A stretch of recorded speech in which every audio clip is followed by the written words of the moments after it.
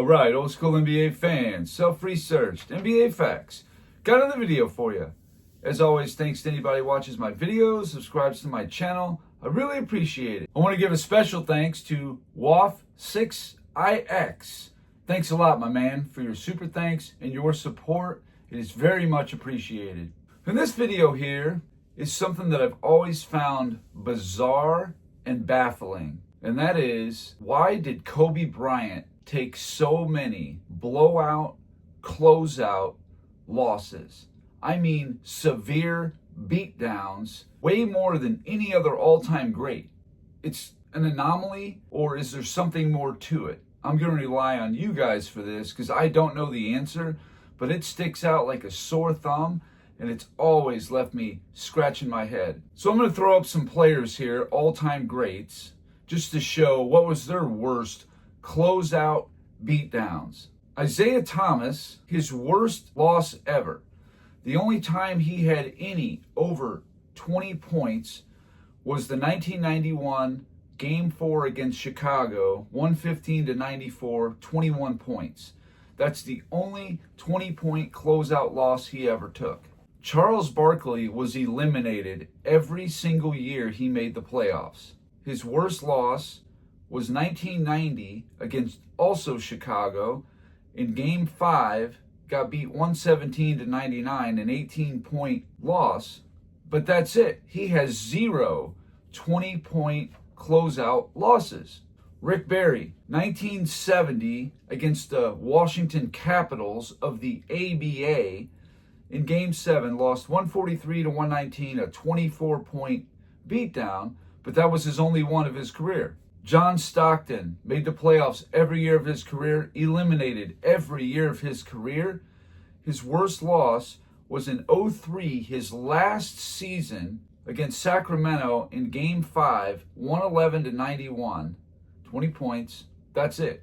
Dirk Nowitzki took two of them in 2007 against Golden State in Game 6 by 25 points, and that is the biggest upset ever in the series, and also took a closeout blowout. And then in 2014 against San Antonio in Game 7, 119-96, a 23-point beatdown twice. And he lost every year of his career other than the one championship when he made the playoffs. Dwayne Wade took two, and those were his last couple of years when he was older and all that. Bob Cousy, 1955 against Syracuse in Game 4, 110-94, lost by 16, so he never lost by 20 in a closeout game.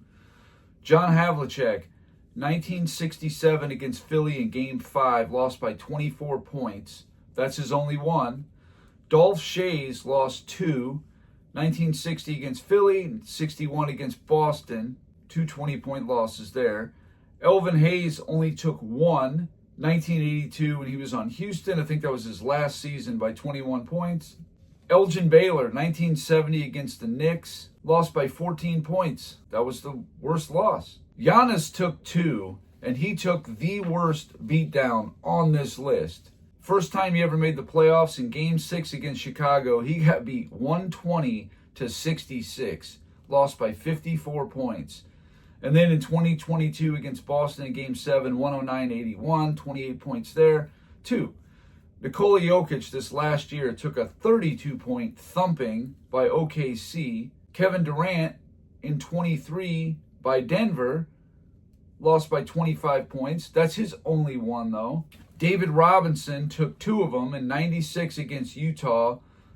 In Game 6, lost 108-81 by 27 points. In 2001 against the Lakers, got beat 111-82 by 29. Bob Pettit playing against the Lakers, the Celtics, never took those kind of beatdowns.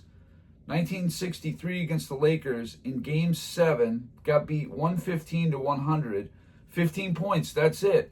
And there's another guy who lost every year except for the one championship in 58.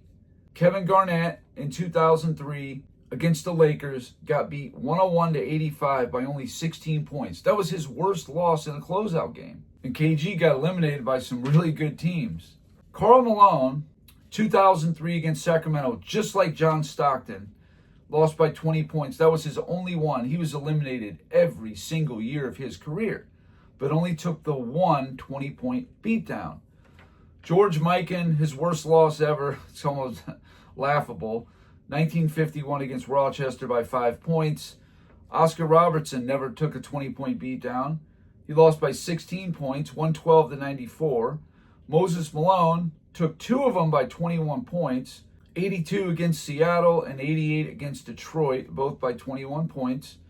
Steph Curry's worst closeout beatdown, 2023 against the Lakers in Game 6, 122-101 by 21. Jerry West, 1965 against Boston by 33 points. Of course, Elgin Baylor was hurt that series. Dr. J in 1980 against the Lakers, lost by 16, was his worst one, so he has none. LeBron James in 2018 against Golden State in Game 4 lost 108-85 by 23 points.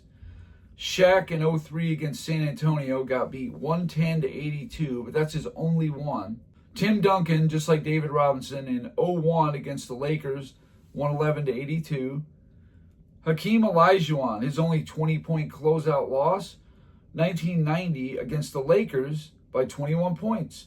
Wilt Chamberlain never took one, and he was playing against Boston, the Knicks, Milwaukee Bucks. The Bucks were the worst one in 71, lost by 18 points. Larry Bird, his last game, got beat by Cleveland 122-104, 18 points. He never took a 20-point loss. Kareem Abdul-Jabbar, 1970 against the Knicks, he took a thundering one by 36 points, 132-96. Magic's worst loss in a closeout was 1984 Finals, Game 7 by 9 points. That's as bad as it got for Magic. Bill Russell took the same exact one as Havlicek, 67 Philly by 24 points. Michael Jordan, 1990 against Detroit in Game 7 when his team shot 11 for 57. The supporting cast, well, that was 19 points, 93-74. He never took a 20-point blowout like that in a closeout game. And he played against Boston, Detroit, teams that were way better than his. 85 Bucks, never took 20-point beatdown in a closeout game. Now, I did write down Michael Jordan's worst playoff losses ever, and those were 86 against Boston. He lost by 19 in Game 1 in 86, Game 3 by 18 in 86. 88 Detroit in Game 3 lost by 22, in Game 4 lost by 19. The 89 Knicks beat the Bulls by 17. The 1990 Detroit, like I just said, to Game 7 by 19. 1992 Cleveland, the worst loss Jordan ever suffered in his career. Game 1, 107-81.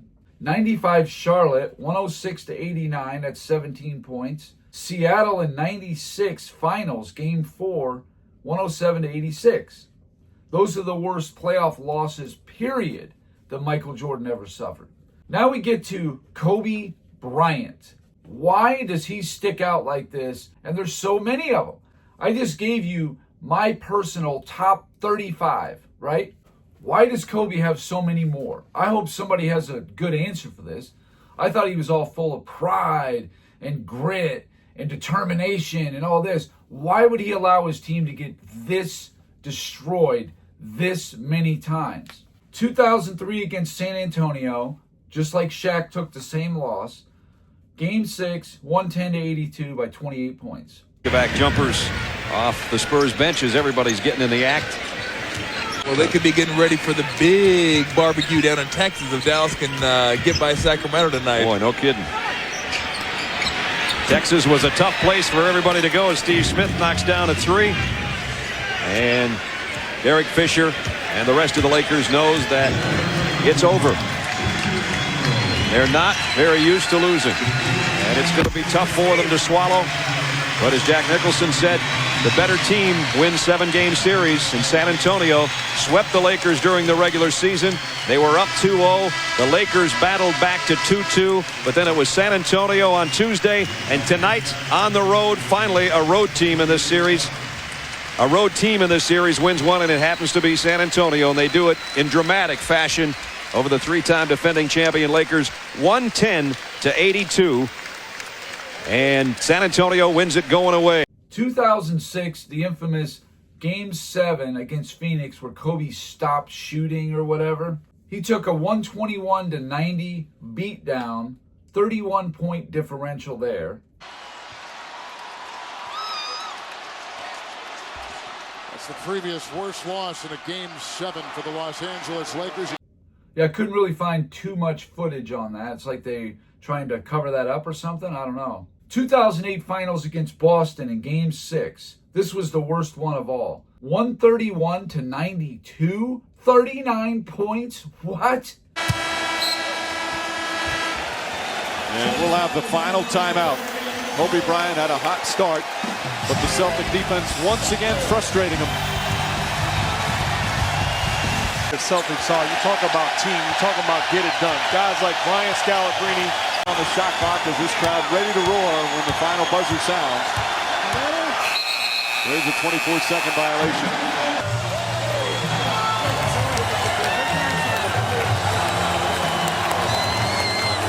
And then 2011 against Dallas, Game 4, 122-86, a 36-point destruction. Why? What is wrong with the Lakers? It's a lethargic play, and even in their first round, in their series, they did not play up to their potential night in and night out. And then definitely in this series, come on.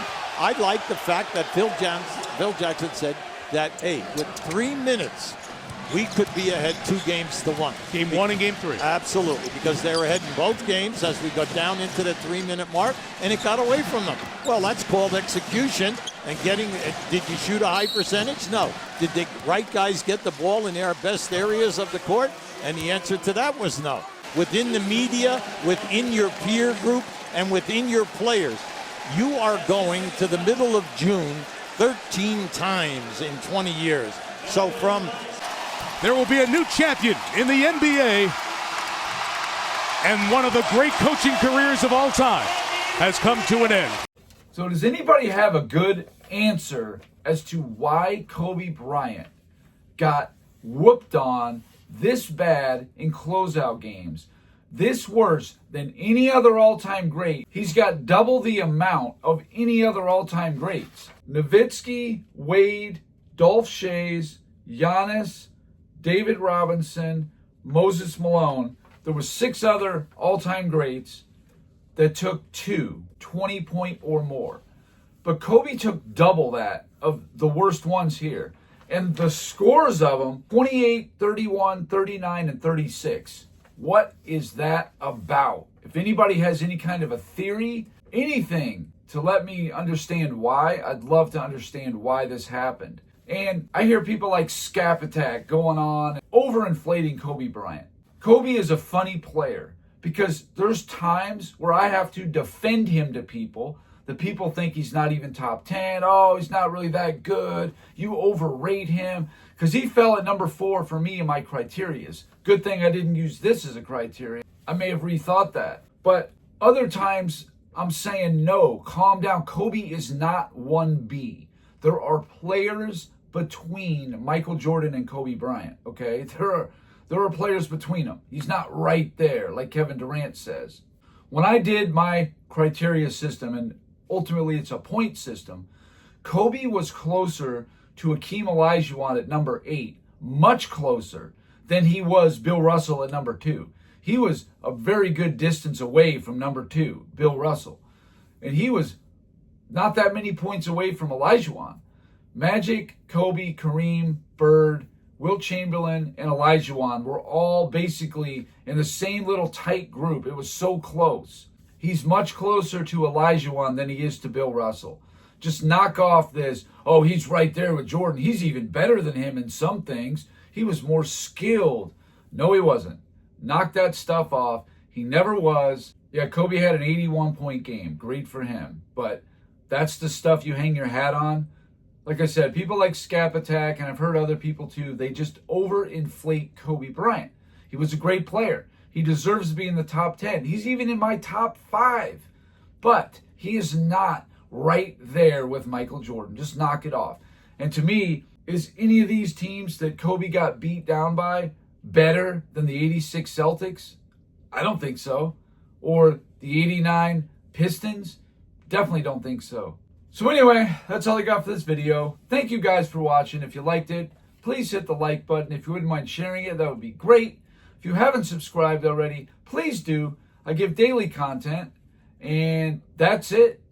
Until next time.